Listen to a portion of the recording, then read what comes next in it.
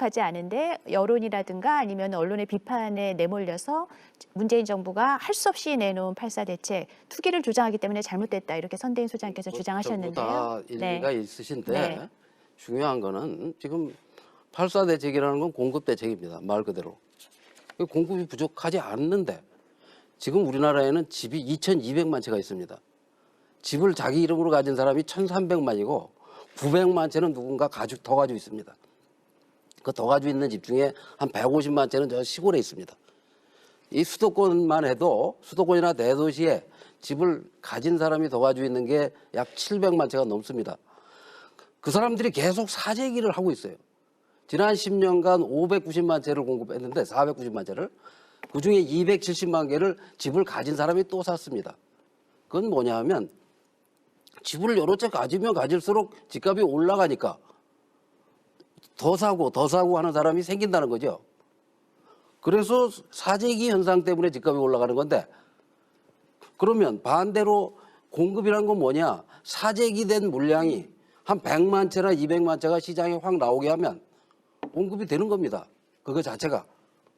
근데 그런 정책을 쓰지 않고 지금 이번에도 이 정부는 용적률을 더 높여주고 층수를 더 높여주고 이런 여러 가지 특혜를 줘서 오히려 집값을 더 자극시키는 그런 정책을 썼어요. 그런 정책이 그걸 내놓고 집값이 안정되고 있고 잡힐 거다 이렇게 말씀을 하시는 거예요.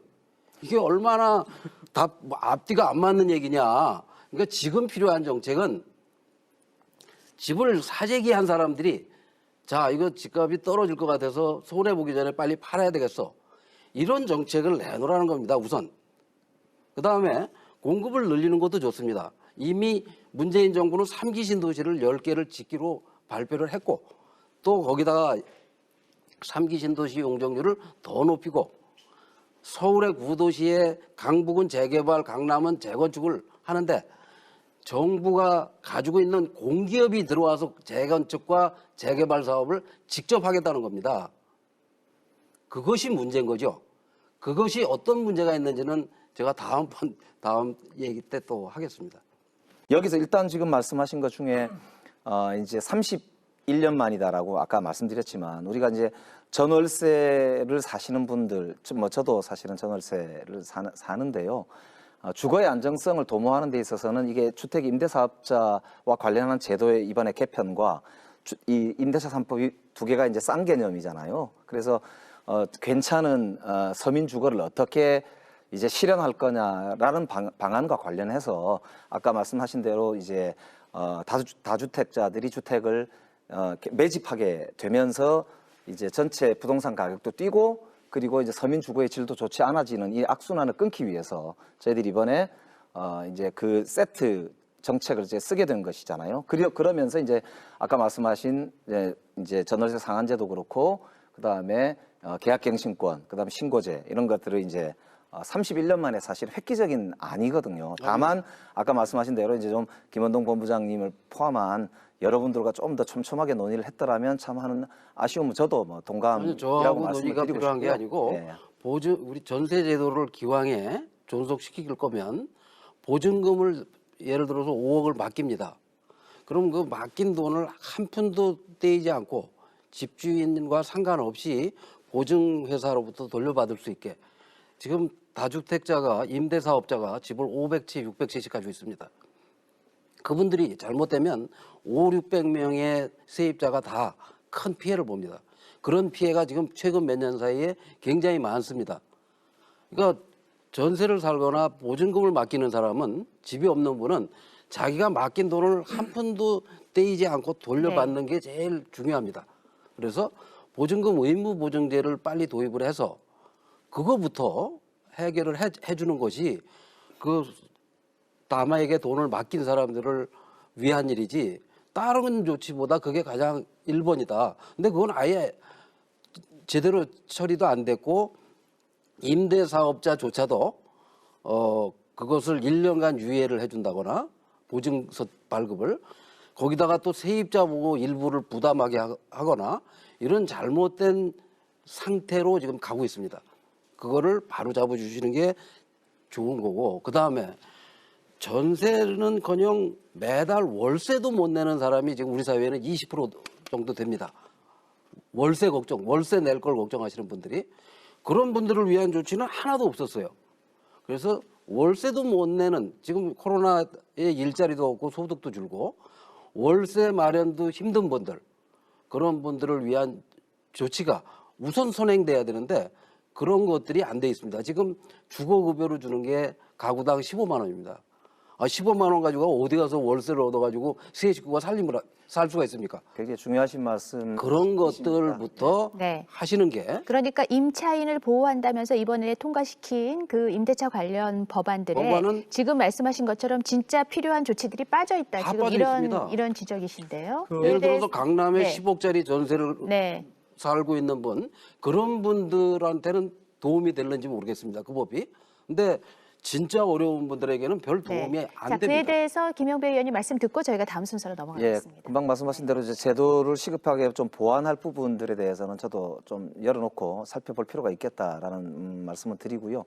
그 김원동 당장님께서 말씀하신 부분에 저는 굉장히 깊이 공감하는 부분이 뭐냐면 경기도에서 조사를 한번 해봤습니다. 토지 그 평당 가격에 따라서 토지 가격이 평당 가격이 되게 낮을수록 실효세 그러니까 그 가격 현실화율이 한 70% 정도 되는데 실제로 한 평당 3천만 원 이상 되는 고가 땅, 뭐 아마 대기업이 가진 땅이거나 큰 지주가 가진 땅이겠죠.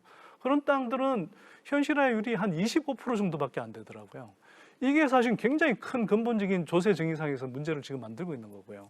그래서 정부가 지금 역점을 둬야 되는 것은 단순히 이렇게 정부 세율을 올린다 이런 걸로 자꾸 뭐 생색내기식으로 하지 말고 실제로 그 가표에 기반이 되는 이 공시가격, 공시지가의 현실화율을 특히 고가 주택 또 고가 토지에 대해서 현실화율을 높여가는 게 굉장히 중요하다. 이 말씀 좀 강조하고 예, 싶습니다. 그다음에 오늘 사실은 한 가지만 제가 하나만 말씀드릴게요. 오늘 사실은 논의의 주제는 토지 정의 전체에 대한 말씀이라기보다는 주거, 주택과 관련해서 이제 그걸 말씀드리려고 하는 겁니다. 뭘 말씀드리려고 거기에 하냐면 포커싱이 있는 거라서 이제 우선 네. 아까 이제 본부장님 제기하신 문제는 별도로 좀 더 논의를 해서 사회적 공론을 만들면 참 좋을 것 같다는 말씀을 드리고요. 아까 김병민 위원님이 말씀하신 부분 오해나 내지는 곡해가 있을 수 있어서 말씀을 드려야 될 것 같습니다. 그러니까 이게 이 전월세 상한제를 시행을 하면서 아까 동시에 이제 그 임차인에 대해서 아까 전가가 된다고 그러셨잖아요. 근데 그게 그렇지 않은 게 전월세 상한제가 실시가 되기 때문에 법적으로 전월세를 5% 이상을 이제 상한을 둔 것 아닙니까? 그리고 계약갱신제가 생기고 하기 때문에 임차인과 임대인 간의 관계가 새로 설정되는 것이기 때문에 그건 그렇게 얘기하시면 이거는 이 법 전체에 대해서 잘못 지금 저도 이해를 하게 되는 저도 거고요. 한 말씀 드리면 그 세금이 세입자한테 전가된다는 거에 대해서는 저도 동의하지 않습니다. 다만 이 문재인 정부는 이게 집값을 폭등시키는 원인인데 아까도 말씀드린 대로 임대사업자 신고만 하면 또는 법인이 집을 사면 100채를 가든 500채를 갖든 800채를 갖든 보유세를 한 푼도 안 걷습니다. 집을 하나 10억짜리 집을 가진 사람은 이번에 바뀌었죠. 300만 원의 세금을 냈습니다. 근데 지난 3년 동안 150만 채의 집 사재기를 한 사람들에게 보유세를 한 푼도 걷질 않았습니다. 바뀌었다고 하더라도 그분들은 앞으로 8년, 10년간 그 세제 혜택을 계속 누립니다. 그러면 그렇게 해서 세금을 한쪽 150만 채를 가진 분들에게 한 푼도 보유세를 걷지 않으면서 집 하나 가진 사람들에게만 세금을 계속 높여온 겁니다. 이렇게 형평성에 맞지 않는 정책을 썼기 때문에 그리고 지금 뭐 그것을 임대사업자가 신고한 거를 걷는다? 신발 던지니까 그거 다시 완화시켜가지고 10년간 세금 한 푼도 안 걷기로 결정한 거 아닙니까? 이런 식으로 형평성, 집을 왜 100채 가진 사람, 500채 가진 사람은 세금을 한 푼도 안 걷고 한 채 가진 사람한테만 세금을 자꾸 높이냐는 거예요. 우선 159만 채로 이제 임대사업자들이 네, 보유한 160만 주택이 이제 통계상 잡히는데요.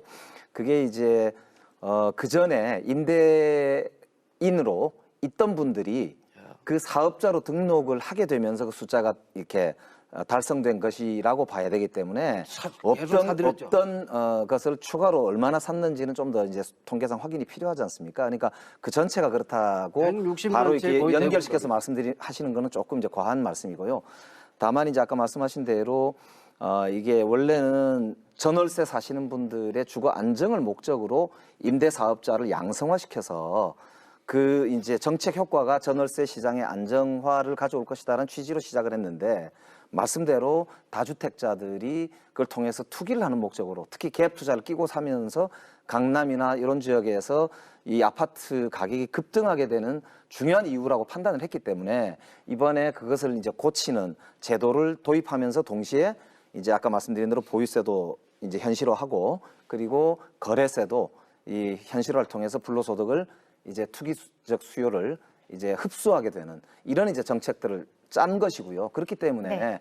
이 전월세 사시는 분들의 주거 안정을 목표로 하고 있는 이런 이제 목표가 좀 더 분명해지면 아까 말씀하신 그런 이제 우려들, 고민들 이런 거는 저는 뭐 앞으로 조금만 더 이제 연말까지 보시면 알겠지만 저는 상당히 안정화되는 양상으로 가지 않을까 저는 그러니까 그렇게 150만 자, 문재인, 채 문재인 정부가 그 집값을 잡기 위해서 내놨던 주요 정책 중에 하나인 세금 대책에 대해서도 저희가 이제 짚어봤고요.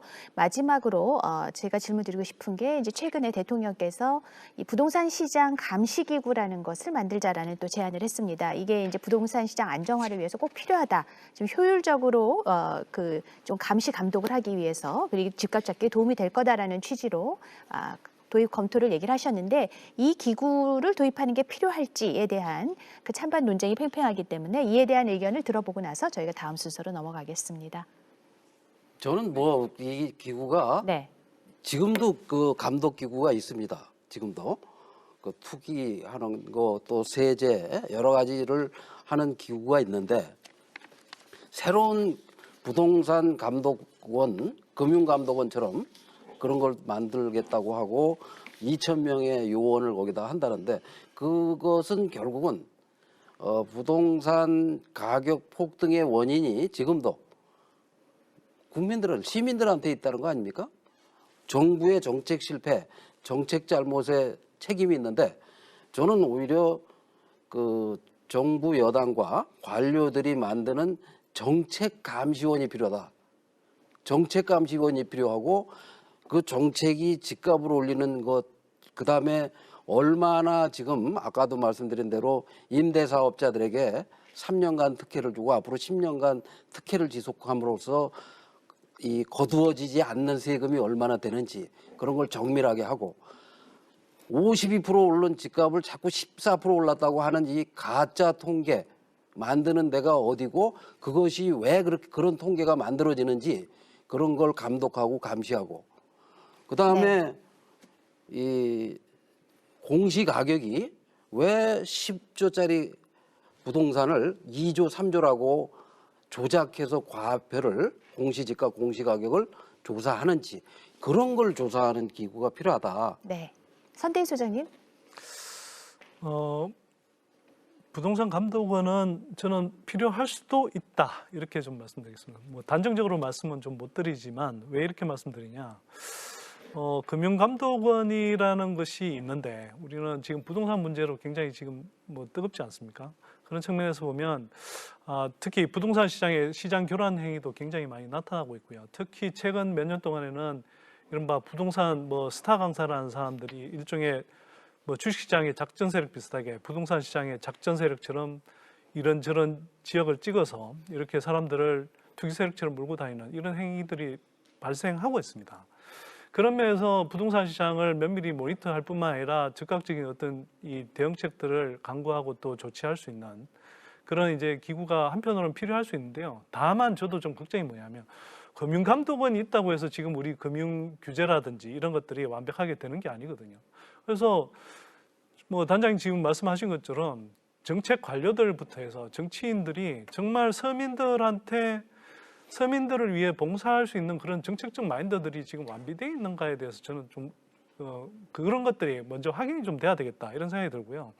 그런 부동산 감독원을 제대로 운영할 수 있는 그런 질서 또 그런 어떤 관리자들 또는 정책 결정자들 이런 사람들이 먼저 세력 그 전체 팀으로서 정치권과 또 관료 조직 안에 있어야 가능하다. 저는 그런 말씀을 좀 같이 드리고 싶습니다. 네, 김병민 의원님. 요즘 말로 갑툭튀라는 용어가 있지 않습니까? 사실 이런 기구가 필요하다면 문재인 정부 출범하고 부동산 대책을 내놓는 과정에서 이 부동산 시장의 교란 행위를 막기 위한 기구들이 필요하다는 얘기가 진즉에 나왔어야 되지 않았을까라는 생각이 들지만 결국 이제 부동산 정책에 대해서 마지막 순간까지 이 부동산 가격에 대한 안정화에 실패하고 난 뒤에 나타나는 조치로서 이러한 얘기가 과연 얼마나 실효성 있게 나타날까에 대한 걱정과 우려가 됩니다. 시장에서는 오히려 이런 얘기를 하더군요. 부동산 감독원이 필요한 게 아니라 부동산 설명원이 필요하다. 정부가 23번에 대한 부동산 대책을 내고 나니까 대출에서부터 규제 여러 가지 측면에서 부동산에 오히려 종사하고 있는 분들조차도 이 23번의 대책들을 다 알고 있기가 어렵다는 겁니다. 그러니까 그런 측면에서 부동산 정책들을 내고 있는 혼란스러운 상황을 차라리 설명해 주는 것이 필요하지 않겠는가라는 얘기를 정부가 좀 새겼으면 좋겠다는 여기에 대해서 생각이 들고. 옥상옥의 기구를 통해 한 2,000명 정도의 확정된 건 아니겠습니다만 적어도 전해지는 얘기로는 이런 요원들이 감시할 수 있는 기구를 만들겠다고 하는데 그런 측면으로서의 부동산 감독원을 만들게 되면 앞으로 대한민국에서 시장을 교란시키는 거의 모든 기관마다 이런 것들이 필요하다고 얘기할 겁니다. 기존에 있었던 정책과 그리고 기존에 있었던 정부 부처의 기구들이 효과적으로 작동할 수 있는 유능한 실력 있는 정부의 모습을 보여주는 게 우선이어야 될 겁니다. 네, 김영배 의원님. 네, 모든 정책은 완벽하지 못하죠. 그리고 영원한 정책도 사실은 없습니다. 늘 시장 상황에 따라서 조절하고 조정해 나가는 것이라고 보는데요. 지금 이제 가장 중요한 것은 투기적 수요와 그 시장 교란 행위가 아주 이제 도를 넘었다라고 이제 판단하고 있는 시장의 여러 목소리들입니다. 사실 정책이 성공하기 위해서는 좋은 정책을 만들고 그 좋은 정책이 잘 실행되도록 하고 그리고 시장 상황의 반응을 보면서 점검하는 이 피드백 시스템과 더불어서 이 투기적 수요나 시장 이 질서를 교란하는 행위에 대해서는 단호하게 정부가 규제를 한다는 신뢰가 있을 때 그 정책이 지속적으로 작동하게 된다고 보거든요. 그런 면에서 보면 지금 이제 아까 말씀하신 대로 부동산 가격의 급등 양상이나 이런 것들이 이제 진정세로 가기 위해서는 이번에 정부가 마련했던 대책뿐만 아니라 감시를 조금 더 촘촘하고 체계적으로 할 필요가 있겠다라고 하는 원론적 말씀을 대통령이 하신 거라고 보고요. 지금 아직 정부 정책이 확정되지가 않았지만 앞으로 이제 이 국토부, 금감원 그리고 국세청 등 여러 기구들과 함께 시민사회가 좀 더 논의를 거쳐서 이 문제는 좀 더 합리적인 방안을 좀 찾아보겠습니다. 다만 분명한 것은 시장 교란 행위에 대해서 정부가 단호하게 대처를 할 예정이다라고 하는 점은 좀 분명히 말씀드리도록 그러니까 하겠습니다. 시장 교란을 누가 와서 하나요? 네. 어디 뭐 저 북쪽에서 와서 하는 것도 아니고 다른 나라에서 와서 하는 것도 아니고 제도적 허점, 정책적 특혜가 있기 때문에 그걸 정부가 그런 걸 뚫어놨기 때문에 그 사람들이 그걸 할 뿐인데 그 사람들이 무슨 범죄자도 아니고 집을 사러 다니거나 집을 쇼핑하듯이 사재기를 하도록 정부가 길을 열어놓고 투기의 꽃길을 열어줬다고 하는 거 아닙니까? 세금 한 푼도 안 걷고 대출을 80%까지 해줘서 집을 한 사람이 900채까지 사재기를 했습니다. 그렇게 만들어 놓은 정부가 문재인 정부예요. 근데 그걸 지금 와서 그 사람들의 책임으로 떠넘기는 그게 무슨 시장 교란 행위입니까? 오히려 그렇게 해달라고 정부가 권유를 한 건데. 네, 알겠습니다. 지금 또 그 온라인 시민 판정단께서 두 번째 질문을 준비하셨다고 하거든요. 같이 들어보도록 하겠습니다.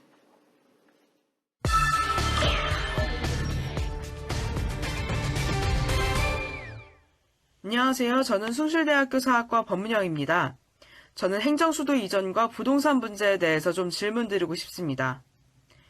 아시다시피 지금 세종으로 일부 정부 부처가 옮겨갔음에도 불구하고 수도권의 인구는 비수도권의 인구를 넘어섰고 교육, 문화, 금융의 인프라 역시 서울에 계속 집중된 상태입니다. 이로 비춰봤을 때 행정수도 이전이 과연 집값과 수도권 과밀화 문제를 해결할 수 있을지 아니면 서울과 세종을 오가는 출퇴근 인구만 계속해서 늘리게 될지 저는 네 분 패널 분들의 의견을 좀 듣고 싶습니다. 네, 최근에 정부 여당에서 또 행정수도 이전 문제도 제기를 했기 때문에 그것이 부동산 시장 안정화와도 좀 연관이 늦게 나온 것이 아니냐. 그런데 이제 저 학생의 질문은 근데 그게 과연 그 집값 안정에 도움이 되겠는가 행정수도 이전이 뭐 그런 의문을 제기해 주셨거든요. 이에 대한 생각도 돌아가면서 들어보겠습니다. 제가 좀 먼저 이거는 제가 먼저 드리는 네, 게 나중에 그러시죠. 하세요. 그럴까요? 왜냐하면 네, 네, 저는 이걸 그 2005년 네. 노무현 정부에서부터 쭉 봐왔습니다. 그래서 노무현 정부에서도 집값이 폭등하니까 균형 발전을 위해서 세종 행정수도를 이전하고 그 다음에 각 지방에 혁신도시라는 걸 만들었습니다. 그래서 공기업들을 다 지방으로 이전을 시켰어요. 그렇게 해가지고 서울 집값이나 수도권의 집값이 떨어진 게 아니라 서울 집값, 수도권의 집값은 더 뛰었고 더 과밀해졌고 특히 공기업이 사용하던 아까도 제가 예를 들은 그 강남 삼성동의 현대차 빌딩 같은 경우는 한국전력이 나주로 이전을 하고 그 땅이 10조 5천억의 자동차 회사가 그걸 샀습니다. 거기에는 20층 건물이 있었고 공기업 직원이 근무를 하고 있었죠. 그걸 문재인 정부가 지금 105층 빌딩을 짓게 허가를 했습니다. 그리고 그 빌딩 앞에 그다음 이 서울시는 영동대로 지하도시를 만들어주고 삼성역에는 대규모 환승센터가 생기고 결국 더 과밀해졌고 20층이 105층이 돼서 결국 공기업이 떠난 자리는 재벌이 차지했습니다. 그러면 결국 서울과 수도권은 재벌 도시가 되고 행정도시가 국회가 이 세종시로 이전을 하면 청와대가 세종시로 이전을 하면 여의도의 그 국회 땅 그 넓은 땅을 살 수 있는 사람이 누굽니까? 개인이 살 수 있는 게 아니거든요. 결국은 법인이 살 거고 그걸 사는 거는 재벌이 살 것이고 그 재벌은 거기다 또 고층 빌딩을 짓고 싶어 할 거고 점점 더 과밀해질 것이고 그런 것들이 절대로 공기업이 이전한 땅은 전부 공원을 한다.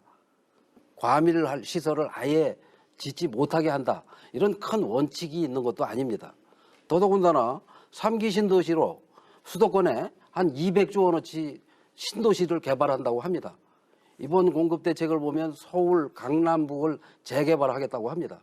엄청난 돈이 서울과 수도권에 쏟아져 부어지는데 이렇게 해서 더 과밀하게 만들면서 어마어마한 투자를 하겠다고 해놓고 그다음에 수도를 이전한다고 하면 이게 그쪽도 집값이 오르고 여기도 집값 오르고 그쪽도 땅값 오르고 이쪽도 땅값 오르고 아무 효과도 없을 거를 왜 네. 섣부르게 발표해가지고 화를 자초하는지 저는 도대체 이해를 할 수가 없습니다. 네. 행정수도 완성을 제안하면서 민주당에서 이제 국가균형 발전과 수도권 가미대소 두 가지 정책 목표를 제시한 바 있습니다. 노무현 정부에서 국가균형 발전의 100년 대계를 위해서 추진했던 게 행정수도 이전이었거든요. 그것은 대통령 선거 공약이었습니다. 집값이 뛰니까 한 정책이 아니었고요. 그래서 국민과 약속을 지키기 위해서 이제 진행을 했단 말입니다. 그리고 전국의 혁신도시를 10개 건설하고 이 세종시 건설 작업을 해왔습니다. 그런데 그 뒤로 이명박 정부 들어서서 이걸 다 무효화시키려고 하는 시도가 진행이 됐고 아까 종부세도 절반 이하로 나누고 혁신도시 다 떨어뜨리고 했잖아요. 하면서 사실은 이 전체적인 정책의 기조가 흔들리게 됩니다. 그러면서 오히려 수도권의 이제 이 과밀 현상들이 더 강화되거든요. 문재인 정부의 국가균형발전 정책 효과가 수도권으로 집중되던 인구 증가를 8년간 지연시켰다라고 하는 국토연구원의 연구 결과가 있습니다. 그런데 이명박 박근혜 정권이 수도권 규제를 해제하면서 국가균형발전 정책을 후퇴시키고 그래서 국가균형발전위원회라고 하는 위원회 이름도 지역발전위원회 식으로 이제 바꾸게 되면서 수도권도 그냥 하나 지역이니까 자체 경쟁력을 갖추자 이렇게 해서 수도권 과밀화를 오히려 부추기는 정책을 지난 10년간 써온 것입니다. 그래서 이 지금 현재 수도권 집값 앙등이 그런 정책적 방향과 함께 사실은 진행되어 온 것이고 그 배경이 미국과 중국이 기축통화 경쟁을 하면서 무한정 돈을 찍어내기 때문에 전 세계적으로 저금리 기조에서 사실은 이게 돈이 투자처를 찾지 못하면서 부동산으로 몰리고 있거든요. 그럼 다른 전 세계적으로 나라 63개 국가 중에 37위 정도가 우리 이제 대한민국의 부동산 상승 가격이라고 합니다. 그러니까 저는 뭐 잘했다 못했다 문제가 아니라 전 세계적인 이런 고민을 안고 있는데 그렇기 때문에 오히려 지금이야말로 국가균형발전정책을 강력히 시행하고 이를 통해서 전국적으로 정말 살만한 이제 이 집터와 그런 생활 터전을 만들어주는 노력이 진행이 되어야만 현재 수도권도 이 집값이나 생활 여건의 악화로 인해서 겪는 고통을 해결할 수 있다 이런 말씀을 드리고 싶고요. 행정수도 완성의 어떤 제안은 바로 그런 이제 정책적 목표와 백그라운드를 가지고 있다 이런 말씀을 네. 다시 드립니다. 일단 저는 진정성에 관련된 문제를 좀 제기하고 싶은데 이 문제가 촉발됐던 거는 민주당이 김태년 원내대표의 교섭단체 대표연설에서 처음으로 수도 이전에 관한 문제가 끄집어 나왔습니다. 그리고 이것은 단순한 수도 이전 이전이 아니고 행정수도 행정수도 이전인데 수도 이전으로 볼 수밖에 없는 이유는 청와대를 옮기는 것까지 검토하겠다는 이야기를 끄집어냈기 때문에 결국 수도 이전이라는 표현을 쓸 수밖에 없는 겁니다. 근데 수도 이전은 이미 과거에 있었던 노무현 정부에서 위헌 판결이 났기 때문에 문재인 정부가 출범하는 당시에 2017년도 그 대통령 선거의 공약집을 보더라도 개헌의 과정에서 국민의 의견을 듣는다 정도로만 땡 소장님 나와 의견 있습니다. 들어보겠습니다. 네. 그 문재인 정부 정책을 보면서 제가 좀 안타까운 부분은 왜 자꾸 이렇게 오해를 사는 방식으로 자꾸 정책을 추진하느냐 하는 겁니다. 행정수도 이전에 관해서는 많은 사람들이 공감할 수 있어요. 또 어떤 수도권으로 몰리는 인구 압력, 또 한편으로는 지역을 좀 더 균형 있게 발전시키자라는 측면에서 행정수도를 뭐 조금 더 아래로 옮기자 뭐 이런 식의 이제 이야기들은 많은 사람들이 사실 공감할 수 있는 이야기인데도 불구하고 이게 부동산 뭐 대책의 하나인 것처럼 자꾸 오인되도록 이렇게 나오다 보니까 그러면 결국은 부동산 대책과 관련해서 이런저런 이 해소해야 될 문제들이 있는데 이런 것들을 잘 해결하지 못하면서 오히려 좀 다른 방향으로 이목을 옮기려고 하는 것 아니냐 하는 오해를 좀 낳는 것 같아요. 그런 면에서는 좀 안타깝고요. 그래서 제가 생각하기에는 이렇습니다. 행정수도 이전이라는 것을 막 거창하게 이렇게 뭐 전격적으로 내세우기보다는 차츰차츰 세종시를 그 도시로서 더 다듬어가고 그러면서 이 뭐 정부 관료라든지 또는 국회라든지 이런 그 기능들을 점차 조금씩 더 이전시켜 가면 그 한 10년, 20년 장기적으로 이렇게 그런 흐름으로 가다 보면 자연스럽게 그 행정수도의 그 기능들이 이렇게 충실해지는 것 아니겠습니까? 그러면 그러니까 저는 된다고 생각하고 선대인 소장님 그걸 너무 말씀이 이제 맞는데요. 네네. 그러니까 그렇기 때문에 오히려 같은 말씀이에요. 왜냐하면 국회 분원을 설치하기로 이미 여야 간에 합의를 본 상태고 용역비도 있습니다. 거기에 터도 있고요. 그다음에 청와대 분원도 거기에 설치되도록 되어 있어서 터도 있습니다. 사무실도 있습니다, 지금. 그리고 그 추가로 행정기관들도 이제 행안부도 내려갔고요. 또 추가로 갈 여러 이제 부지들도 남아 있는 상태거든요. 그렇기 때문에 지금 여야가 정치적으로 합의를 한다면 행정수도를 완성시켜 나가는 속도를 좀 높이고 그리고 이 국가균형발전의 정책을 이제 전국적으로 완성해 나가는 컨트롤 타워로서 또 어찌 보면 상징으로서 이걸 충분히 만들어갈 수가 있거든요. 그렇기 그게 때문에 잘못됐다는 겁니다. 그게 여야 정치인이 그걸 합의할 게 아니고 국민적 합의와 전문가들의 합의가 필요한 것이고 이런 걸 하려면 그 국토나 이런 전반적인 전문가들이 도시 전문가나 뭐 이런 분들이 상세한 설계와 토론을 통해서 충분한 준비가 된 다음에 정치적으로 그걸 할 얘기지 정치인이 느닷없이 그냥 저 청와대를 광화문으로 옮기는 것도 못 하는데 세종시로 갈 것도 아닌데 지금 현직 대통령이 국회가 무슨 천막 치고 세종시로 갈 것도 아닌데 국회가 제가 보기에는 저 세종시로 이전하든지 그렇게 하려면 10년을 걸릴 텐데 이제 아무리 저희들이 빨라도 제안을 그런 이제 걸 왜 제대로 설명을 못 드린 셈인데요. 지금 다시 말씀 이제 드리면 국회에서 정치적 합의를 기초로 국민적 합의를 추진하고 아까 말씀하신 대로 충분한 논의를 하기 위해서 용역비가 지금 이미 국회에도 20억 정도가 세종 분원을 설치하기 위한 용역비도 있거든요. 그렇기 네. 때문에 이제 논의되어 왔던 성과를 기초로 이제 좀 더 본격적으로 국가균형발전 정책을 21대 국회는 추진을 해보자라고 하는 김태년 원내대표의 취임 이후 첫 번째 교섭단체 대표연설에서 21대 국회 과제를 제기하는 과정에서 시대적 전환을 촉구하면서 이제 대한민국의 대전환 중에 하나가 국가균형발전 정책을 본격적으로 21대 국회가 시작하는 것이다. 그리고 그것이 수도권 과밀도 해소하면서 국가균형발전 이루는 첫 출발 아니겠느냐라는 취지였단 말입니다. 알겠습니다. 그런 취지로 네. 이해한 사람이 네. 하나도 없어요. 자, 행정수도 이전만 해도 사실은 저희가 뭐 몇 시간을 토론해야 되는 주제인데 시간이 너무 짧은 것 같습니다. 열띤 토론을 벌이는 가운데 저희가 시간이 거의 다 됐고요. 마지막으로 마무리 발언 기회를 드릴 테니까 1분 정도씩 정말 내가 이 얘기는 꼭 하고 가야 되겠다 하는 점이 있다면 돌아가면서 말씀해 주시면 되겠습니다. 선대인 소장님부터 말씀해 주시죠. 오늘 뭐 토론하면서요. 사실 이게 지금 문재인 정부에만 딱 국한해서 말씀드린 게 아니라 사실은 수십 년 동안 한국은 건설업계들이 뭐 국민들을 희생해서 건설업계들을 살찌우고 또 국토부나 기재부 등 사실은 이 집 가진 자 또 다주택자들 이런 사람들을 옹호하는 그런 정책 방향이 아주 뿌리 깊이 자리 잡고 있습니다. 사실 그런 것들을 저는 오늘 이 자리에서 좀 이야기하고 싶은데 의제상 안 됐던 것 같고요. 그래서 뭐 다주택 임대사업 등록제 같은 경우도 뭐 아까 김은동 단장님께서 잘 지적하셨는데 왜 이걸 다주택 뭐 투기자 또는 투자자들을 압박하는 정책을 쓰면서 한편으로 이 사람들한테 조세 피난처격으로 제공하는지도 좀 이해가 되지 않고요. 지금 이걸 보완한다고 하지만 여전히 기존에 그런 다주택자들은 조세 피난처에서 안전하게 머물러 있습니다. 소급해서까지라도 저는 개혁을 해야 된다고 생각하고요.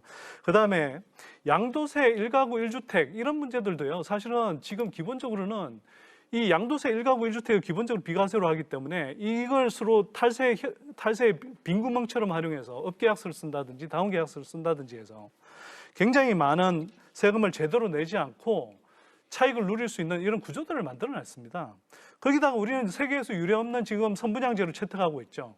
어떻게 사람들이 뭐 팜플렛 하나를 보고 어떤 분양 모델 하우스를 좀 보고 그걸 가지고 어떻게 수억 원어치 그런 집을 계속 사게 만들 겁니까? 이런 현실을 저는 바꿔야 된다고 생각하고요. 문재인 정부 들어와서 이런 근본적인 개혁 대책들을 같이 쭉 일관되게 추진했으면 훨씬 더 많은 사람들의 신뢰를 얻었을 거라고 생각합니다. 그러지 못한 상태에서 이렇게 저금리와 유동성이 넘쳐나는 시기에 제때 제대로 대응하지도 못하고 관료들 사보타주에 휘둘려가면서 엇박자 정책들을 계속 내고 있으니까 이렇게 실기하면서 시장이 계속 집값이 올라가는 현상들이 만들어지고 국민들의 그런 신뢰를 잃는 현상들이 생겼다고 생각합니다. 네. 지금부터라도 다시 근본적으로 좀 성찰해서 정책을 다시 다잡고 근본적인 개혁들을 올곧게 좀 추진할 시기가 아닌가 그렇게 생각합니다. 네, 김원동 본부장님. 네, 제가 또 이걸 하나 보내드리겠습니다. 이거는 아파트는 건축물과 토지입니다. 이 건물을 짓는 거는 평당 550만 원이고 20평짜리 아파트는 1억 1,000만 원이면 건물을 지을 수가 있습니다. 분양 원가를 공개하고 분양가 상한제를 엄격히 하면 아파트를 강남이든 서초구든 전국 어디든 아파트를 짓는데 평당 970만 원이고 30평 아파트를 3억에 분양할 수가 있습니다. 그런데 지금 문재인 정부는 분양 원가 공개도 하지 않고 있고 분양가 상한제는 더더군다나 하지 않고 있습니다. 공기업이 이명박 정부가 서초구에 이 30평짜리를 3억에 분양한 바로 옆에다가 지금 6억, 7억에 분양을 하고 있습니다. 오늘도 이 수색에 평당 2천만 원, 25평짜리가 5억에 분양하는데 2만 명이 모였다고 합니다. 이런 식으로 이 소비자에게 바가지를 씌우면서 이 수도권에 논밭 그린벨트에다가 아파트를 아무리 공급해도 소용이 없습니다. 분양가 상한제, 분양원가 공개, 아까 선대인 소장께서 얘기한 대로 시중에 그렇게 돈이 많은데 재벌 대기업들이 왜 서민들 돈을 가지고 아파트를 지어야 됩니까? 아파트를 이제는 다 져놓고 파는 후분양제 도입 이런 것들을 하면 집값을 안정시킬 수 있는데 이런 정책은 지금 정부 여당 누구도 내놓지 않습니다. 왜? 재벌과 건설업체가 싫어하기 때문에. 재벌과 건설업체가 싫어하는 정책을 내놓을 때 집값이 안정됐습니다. 그런 걸 내놓으십시오. 네, 김병민 의원님. 네. 코로나 이후로 이 경제적 소득 격차가 더 커지지는 않을까 하는 걱정과 우려가 이미 커지고 있습니다. 근데 여기다 부동산 문제까지 터지면서 자산에 대한 격차까지 벌어지게 되면 집까지지 못하고 있는 서민들의 불안한 마음들이 더 커지는 이 마음 모습 속에서 분명하게 정부의 대책들이 요구되는 시점이라고 봅니다. 저는 부동산이 이 불안정한 심리감의 이 심리적 요소를 다잡는 게 굉장히 중요하다고 봅니다. 거듭 처음 시작부터 끝까지 말씀드리지만 문재인 정부가 지금까지 가져왔던 부동산 정책이 잘 가고 아무 문제 없다라고 언급하고 이야기하는 순간 시장은 더 혼란스러워지고 그 불안감은 가중될 겁니다. 잘못이 있다면 솔직한 인정할 수 있는 그런 용기도 필요하거든요. 지금까지 정책에서 잘못된 부분들이 있다면 솔직하게 국민들께 용서하고 사과를 구해야 됩니다. 그리고 이 부동산 정책을 총괄하고 있는 현재 김상조 실장을 비롯해서 김현미 국토교통부 장관 등 관련된 책임자를 신속하게 문책하고 국민들의 신망을 바탕으로 부동산 가격 안정화를 함께 꾀해 나갈 수 있는 그런 인사에 대한 혁신을 바탕으로 국민들과 함께 이 부동산에 대한 위기를 뚫고 나갔으면 좋겠다는 말씀드립니다. 네, 김영배 의원님.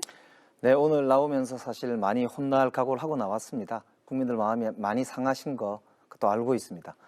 오늘 아까 김원동 본부장님과 선대인 소장님 비롯해서 우리 김병민 의원님 좋은 대안과 저희들이 꼭 챙겨야 될 여러 대안들을 짚어주셨습니다. 말씀 잘 듣고 촘촘하게 실행하도록 챙기겠습니다. 정부 여당은 무한 책임을 지고 있기 때문에 그러합니다. 어떤 경우에도 국민의 삶을 지키겠다라고 하는 다짐 다시 한번 드리겠습니다. 문재인 정부의 부동산 정책의 핵심은 불로소득을 차단하는 투기 억제에 있고 또한 실수요자들을 중심으로 우리 젊은 분들의 꿈을 응원하는 데 있고 집이 있든 없든 마음 편하게 살아갈 수 있는 그런 이제 세상을 만들겠다라고 하는 다짐인데요. 다시 한번 국민 여러분들과 함께 또 여기 계신 분들과 함께 특히 여야가 함께 머리를 맞대고 그런 방안을 찾도록 최선을 다하겠다 이런 말씀으로 오늘 제가 많이 이제 들은 말씀을 그렇게 대신 답을 하도록 하겠습니다. 네, 자 논객들의 마무리 발언까지 들어봤습니다. 이제 밤샘 토론 마칠 시간입니다.